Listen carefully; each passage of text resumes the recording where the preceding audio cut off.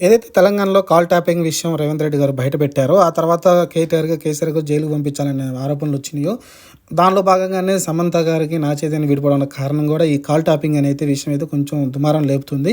ఎందుకంటే ఇప్పుడు హీరోగా ఆయన చాలా సినిమాలు చేశాడు. సమంత గారు హీరోయిన్‌గా చాలా సినిమాలు చేసింది. ఎందుకంటే చాలా హీరోలతో అయితే ర్యాపో మెయింటైన్ చేస్తారు. అలానే సమంత గారు.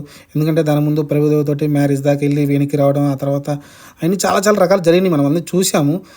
సమంత గారు కూడా చాలా సినిమాలు చేశారు. అలాంటి కొన్ని డేటింగ్‌లని రకరకాలు ఉంటాయి కదా! అప్పుడు ఫోన్ కాల్స్ మాట్లాడుకున్న అయన్నైతే రికార్డ్స్ ఉంటాయి.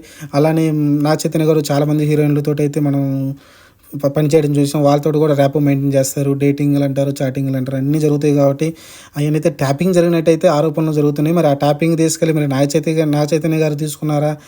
లేకుంటే సమంతకి ఇచ్చారా? ఎవరైతే ఇచ్చారు, కానీ ఎవరైతే డబ్బులు పెట్టే తీసుకుంటారు. అది లక్షల్లోని, కోట్లలోని